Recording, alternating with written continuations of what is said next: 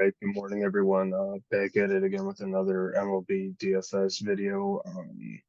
Recapping yesterday, do you just want to skip over that? Because it was a little frustrating. Yeah, I mean, the Twins were fine, I guess. I mean, Buxton, Correa, both hit him out. I had Larnick, didn't really do much, and I really liked Polanco at second base. Just 'cause second base sucked, and he didn't really do much. But Brandon Lau did a lot, and so did Tampa. Tampa dropped what 13, 14. Ended up being 14, top yeah. stuff.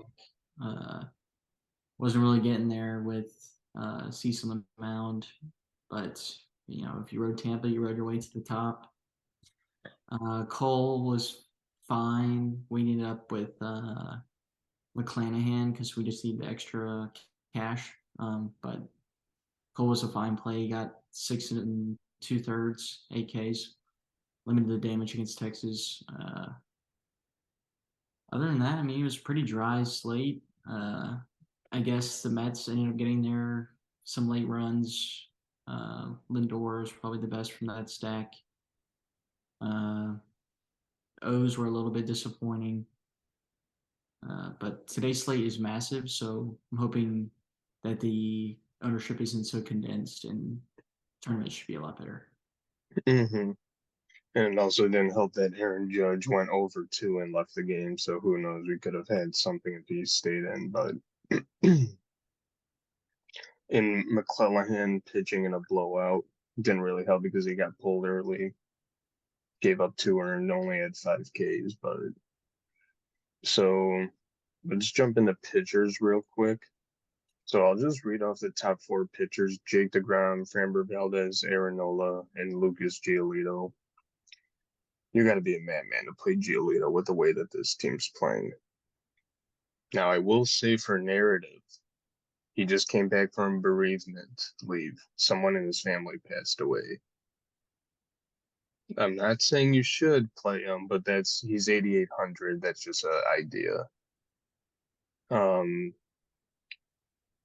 is there anyone that I kind of talked about that or excuse me, anyone that I didn't talk about that you're sort of interested in? I mean, Castillo's fine, but I think I'd rather just pay up for DeGrom or Valdez around him. Um, in terms of like the aces that are available, I think Valdez is probably my preference right now, just for the little bit of a discount. Philly doesn't really scare me all that much. Um, Valdez being lefty too limits the lefty damage against Schwarber.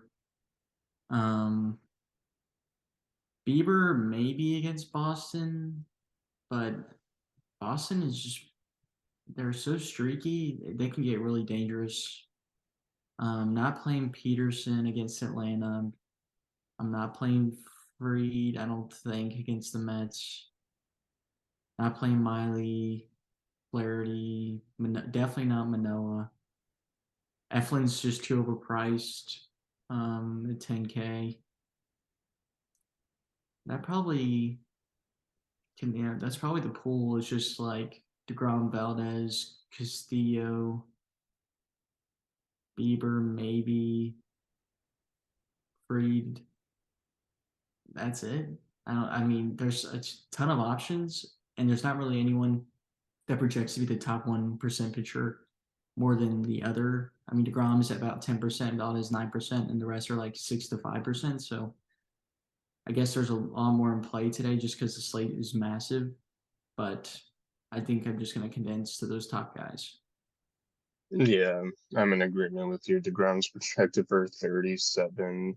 Let me make sure I'm on the right screen. Yeah, Fanduel. 37% owned right now. Framber Valdez is 19 and a half. Castillo is only projected for one. Now, the only issue about that is he's playing Toronto, but then again, it's Toronto. They'll have one game where they can't hit a ball, and then the next game, everyone homers. That kind of interests me a little bit. I do like Valdez for that little discount. Shane Bieber, I think, is a good ish cheaper option. And like you said, Boston's weird. Bieber's only projected for 2%, and Bieber is 9,600, where we know in the past he's been insanely good and above 10K almost every slate.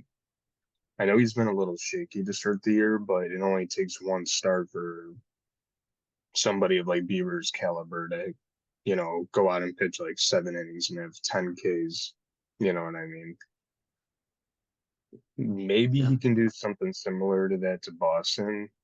They're just really weird. They're like hit or miss, but I mean, nothing wrong with taking a shot there at him at 9,600 and getting better bets. But I feel like you and me are going to decide between DeGrom and Valdez. But I think those are the top two, like smarter plays. Yeah, I mean, if you just look at projections on Stochastic and Ballpark Pal, they both project as 1 and 2, and then it's like a little bit of a drop off to third. So I think I'll just take the $1,000 discount, go Valdez, most likely. Uh, but if I have the money, I would love to get to Degrom. All right. You ready to do stacks? Yep. There's kind of a decent amount that you can get to. So I'll just read the top 5 stacks right now. Arizona, go figure. Colorado, go figure. Pittsburgh, Cleveland, and Tampa.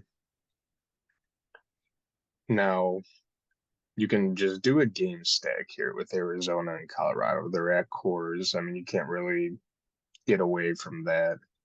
Pittsburgh's in a good spot. Tampa's in a good spot against Giolito. So, what other stacks stand out to you that aren't like in the top 4 that I just listed? Is there anything else that you're kind of like thinking you can gain a little edge on? Yeah. So the one that stood out to me immediately was Seattle. Um, if you look at Ballpark Pal's home run tool, they have 5 of the top 13 home run percentages today against Manoa. Cal, Raleigh, Rodriguez, Suarez, Kalenic, and Hernandez. So I really like targeting Seattle just based on the data there. And Manoa's looked pretty shaky to start the year, so I don't mind targeting Seattle a little bit. They're going to be, you know, 4 to 5% owned as a stack. Um, Milwaukee a little bit against Anderson. The last time we rostered Anderson, he didn't really do much. I like the Angels a bit too on the other side of that game. Um, I guess otherwise I would just stick to where the ownership is going. I mean, don't really hate Arizona here, but Kyle Freeland, I mean, I guess he has limited the damage a little bit at Coors recently. I can't remember his last start, but I remember the first start he did. I have to look more into that, but um, and I do like the Colorado backs on the other side against Merrill Kelly. Um, but I think that's it for me for stacks. I guess Pittsburgh too against Cool, obviously. What about you? Now you got me a little interested to see what Kyle Freeland has done um,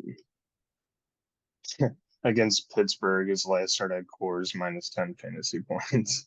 Yeah, but I was thinking He, about so when they played St. Louis and Washington, yeah, he did that's when pretty he. well. All right, just need the regression to keep going. But yeah, I mean, we've done it in the past where we stack cores. Maybe it hasn't worked out always, but I mean, that's kind of a smart option. I said this to you earlier. Cincinnati against Oakland. Now I know both teams aren't like amazing.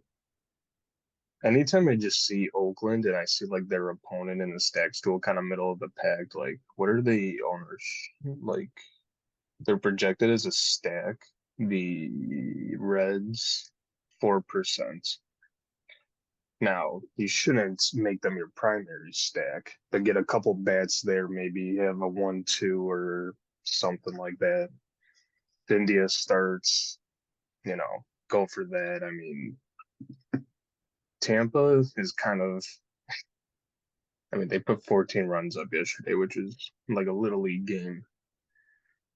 I think they They're have a so chance to frustrating. do.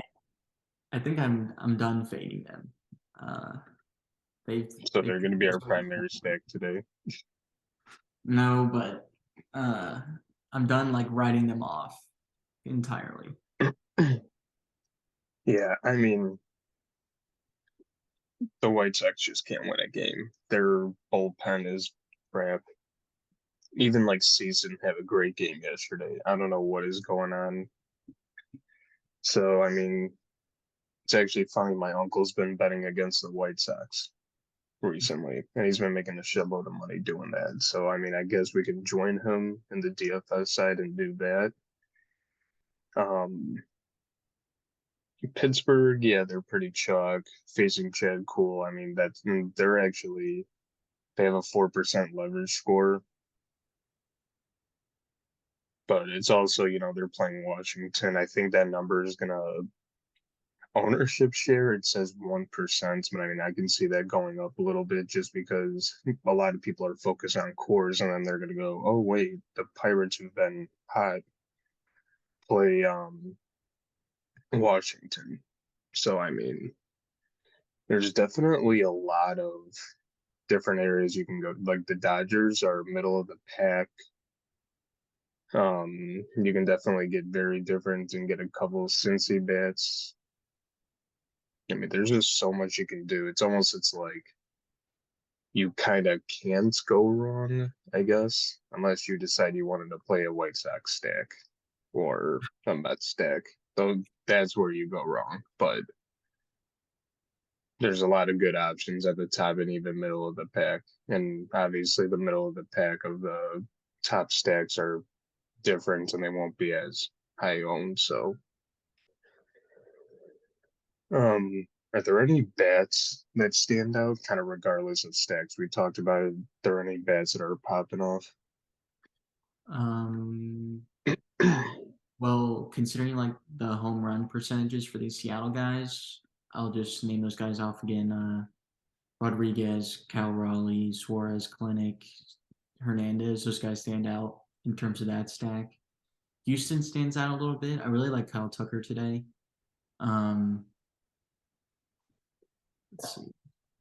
I also like some of the Angels, and they just always project out well. Um, it's hard to, especially against Miley. Like I guess I like some of the Angels bats.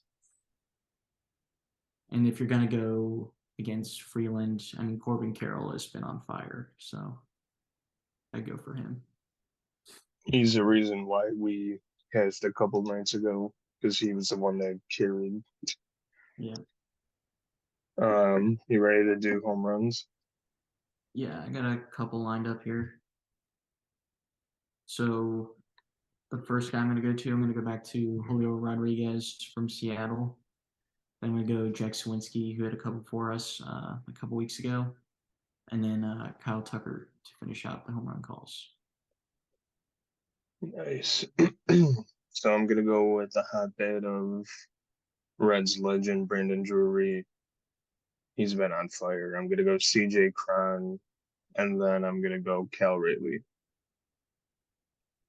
I know I talked to you earlier about Real Muto, and then you started saying Seattle bats. I'm like, shit. Yeah, But anything else we didn't touch on? I think we got a lot in there. yeah, I think that covered most of the bases. Sure to check out our lineup. We'll post it our usual time, about 15 minutes before lock. Check out Stochastics tools in the description, and make sure to like and subscribe if you haven't already.